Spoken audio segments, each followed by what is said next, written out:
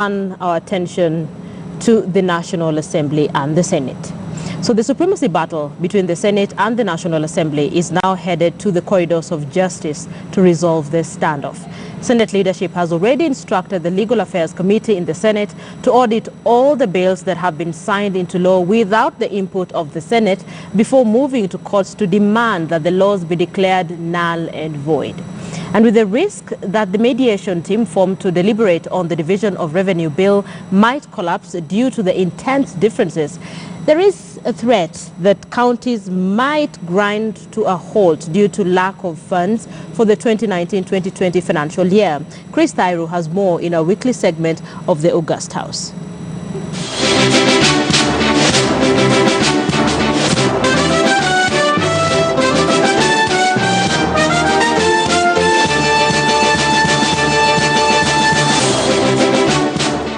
Question number 2. The supremacy wars between the Senate and the National Assembly as to which is the upper house is not a new phenomenon in the country's political arena since the reintroduction of the Senate.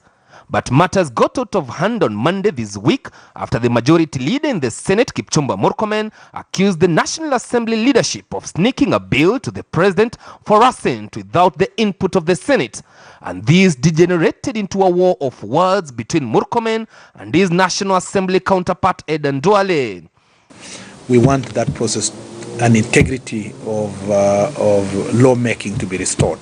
And the only way is by ensuring that all these laws are declared null and void. And I have faith and confidence that we are on the right side of history as a Senate and that we are being guided by the Constitution itself. I'm not working in cahoot with the government. As a leader of majority of the largest coalition, I sit here on behalf of government. So not cahoot, I'm working for government. And now the Senate says enough is enough. The Senate resolved that the Legal Affairs Committee of the Senate will do an audit of all the bills that have been sent for signature without the involvement of the Senate, and then we will go to court for a declaration that those bills are null and void for want of constitutional procedure. According to the Senate, they have used all means available to seek mediation between both houses, including the intervention of the president himself, but nothing seems to be working. The people should have audited the process that the bill went through. Otherwise, it will always be an embarrassment for the president to sign laws and then always declare null and void on basis of procedural issues that would have been raised by his advisors. And there is no way the president of Kenya would sign any law if government legal advisor, the Attorney General, tells him don't sign. There is nothing that can come from the Senate without the approval of this House to see the light of the day.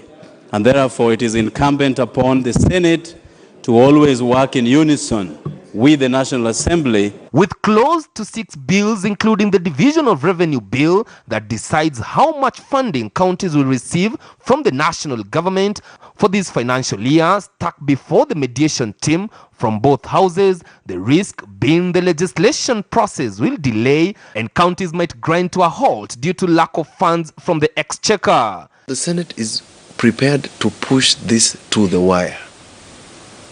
In the year before, the year of the election, we walked out on a mediation and the Division of Revenue bill collapsed and commenced again. We are prepared to go there. It will not be the first time that the Senate has moved to the Supreme Court for interpretation of their role in the Division of Revenue bill, as well as seeking to have close to 65 bills signed into law by the president declared unconstitutional. There is no time lapse of declaring a law unconstitutional. If we find that for the last 6 years, there are more than 50 laws that have been passed unconstitutionally and never passed through the procedure required by law, sadly, all those will have to be declared null and void. It will force Parliament to reconsider all those laws and it will force them to be sent to the Senate. I mean, really, that then becomes a big problem. The Senate amendments to the Division of Revenue Bill, National Assembly Bill number 11 of 2019, be now considered and rejected. Will as many as of that opinion say aye? Aye. Will as many as the contrary opinion say no? Nay. The ayes have it. For now, it is a matter of wait and see how the supremacy battles turn out between both houses of parliament, as counties now stare at the possibility of grinding to a halt due to lack of funds. Who will blink first? Chris Dairo, KTN News.